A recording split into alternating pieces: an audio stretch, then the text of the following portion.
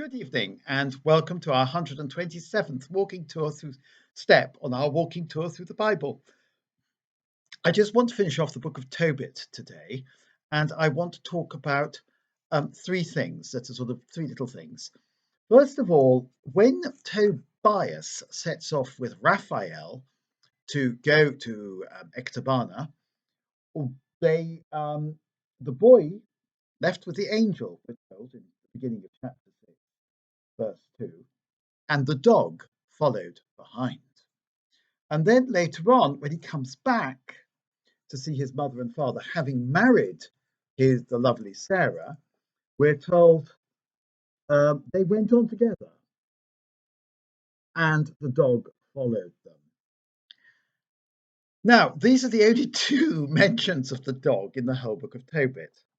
But as you may know, Tobit is a very popular subject with artists, particularly in the Baroque era. And you have an angel, you have a boy, you have a fish, and you have a dog. And this gives the artist a great deal of breadth. He can show off all his skills, painting the fish, painting the dog, painting the boy, painting the angel. And they're all in motion. So this little ensemble, angel, boy, dog, and fish, is rather popular. And you'll have seen it in many galleries. If you just look at Tobit, Tobias rather, and you Google it, it'll come up again and again. Now, where did this dog come from? Because the really odd thing is the dog is not mentioned anywhere else in the book. Well, it's a little bit of a literary puzzle, this. Probably the origin of the book of Tobit is from outside Israel. Then the book was adapted by an Israelite, maybe in exile, and this Israelite cut out the bits that he didn't think were important, and he cut out the dog. But he left two bits of the dog in, so to speak. The dog gets a look in twice because the person who was doing this recension forgot to cut out those two bits. That's one theory. The dog ran behind, the dog followed them. Obviously, the author understands something about dogs. They're pack animals. They tend to follow their leader. They follow their master, either the head of the dog pack or the human being who's taken the place of that. So who was this dog? We don't know. The dog doesn't have a name. The dog is just the dog. The other thing about the dog is that Israelites wouldn't have kept dogs because the Israelites didn't believe in having pets. Even today, very strict Jews will not keep a dog. The other thing is dogs eat carrion. Dogs eat what other people leave behind. Dogs are scavengers, and therefore dogs are unclean. So dogs are not popular in Israel. There would have been no pet dogs in Israel. There might have been possibly working dogs. Just as nowadays in the world of Islam, there should be no pet dogs, but there are only working dogs. Anyway, in Persia, it seemed that dogs had a much higher status than they did in Israel. So it's an interesting little thing about the dog. Now, this is the only dog in the Old Testament, as far as I know. Later on, I mean, there are references to the dogs in the Psalms, and there are, of course, the dogs who ate and licked up the blood of Jezebel who ate Jezebel and also licked up her blood. That was considered a mark of shame. But this dog is obviously a nice dog. And if you love dogs, it's always nice to discover there is a dog in the book of Tobit, and that clearly Tobit was a nice sort of chap. Tobias, rather. I keep on getting them mixed up, sorry. Tobias was a nice boy, and he had a dog, and the dog loved him, and he probably was very fond of the dog. This matter of the dog is discussed, as is indeed the whole book of Tobit, in Sally Vickers's wonderful novel, which, if you haven't read it, I advise you to read it, Miss Garnett's Angel, which is about Tobit, Tobias, Raphael, and the dog, among other things, in passing.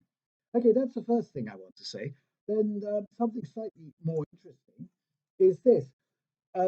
The angel in chapter 12 reveals that he is in fact an angel, not just a do-gooder. He's an angel. He's been sent by God. He's arranged all these things. He's cured Tobit. He's married off Tobias. He has secured the family fortunes and so on. And he says something interesting. He's also because the whole book is a didactic discourse on keeping the law of Moses even in exile, particularly in exile. He says this: prayer with fasting and alms with uprightness are better than riches and iniquity. Better to practice almsgiving than to hoard up gold. Almsgiving saves from death and purges every kind of sin. Those who give alms have their fill of days. Those who commit sin and do evil bring harm on themselves. So a very didactic little passage there. It doesn't actually fit into what he's saying. It doesn't fit the plot at all. But clearly the author felt this was extremely important to put this in. The giving of money to the poor. That's what almsgiving is. So that gets a big recommendation. Prayer with fasting, alms with uprightness. It reminds us something of the Lenten regime of most Catholics, at least in theory. Prayer, almsgiving, fasting. But almsgiving, the idea of doing good to people, that is given a huge tick. Now, interesting this, isn't it? That clearly the acts of mercy, the acts of charity, the corporal works of mercy are from the beginning something that is pleasing to God. Much better than being rich is giving riches away. So I think we need to bear that in mind. And it is in no way to be understood that almsgiving is somehow or another an attempt to get in with God, an attempt to bribe God. It's something good in itself, and God approves it. So that is important. And then the angel says, I am Raphael, one of the 7 angels who stand ever ready to enter the presence of the glory of the Lord. And then he goes back to heaven, and they're full of thanksgiving. Finally, right at the end, we have something tacked on. This story, this is the last chapter, this story is set in exile. Tobit says, when he's old and about to die, says to Tobias, make sure you leave Nineveh and go to Persia, because Nineveh is going to be overwhelmed by the Persians. In other words, this place is going to be destroyed. A prophecy of something that's already happened, because this book is written in the Persian period. But then he goes a little bit further, and he says this. They're going to rebuild the temple, he says. Well, that's already happened as well. It won't be as good as the old temple, he said. It won't be as magnificent as the old temple. Well, we know that as well. But after this, he says, um, after this, all will return from captivity and rebuild Jerusalem in all her glory. So there's going to be a sort of second restoration of Jerusalem, and the house of God will be rebuilt within her, as the prophets of Israel have foretold. Now, this is something that has not happened.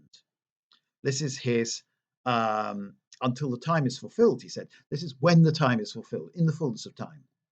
And all the people of the whole earth will be converted and will reverence God with all sincerity.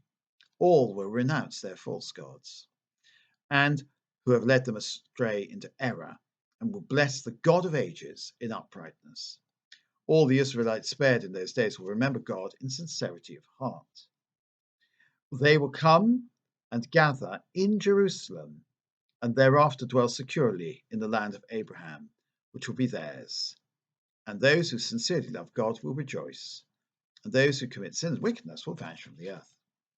So he's actually foretelling the time when the kingdom of God is fulfilled, when everybody comes to believe in God and everybody is gathered in Jerusalem. Jerusalem, the city that we know, but it's really an apocalyptic Jerusalem, the heavenly Jerusalem, the Jerusalem that's going to be rebuilt even more beautifully.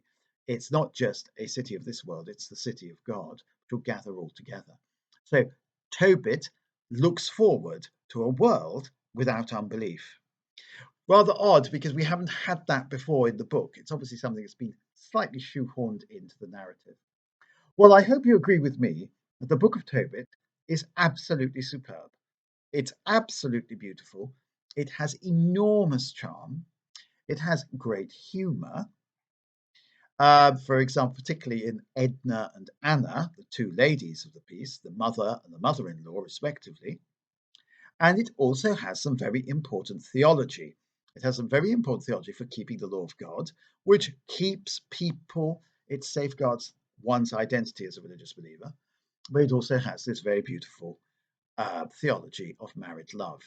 And indeed, just as Tobias and Sarah get married and are very happy and later have children, so Tobit and Anna and Raguel and Edna were also married couples who perhaps are slightly less romantically portrayed than the youngsters, but still married couples.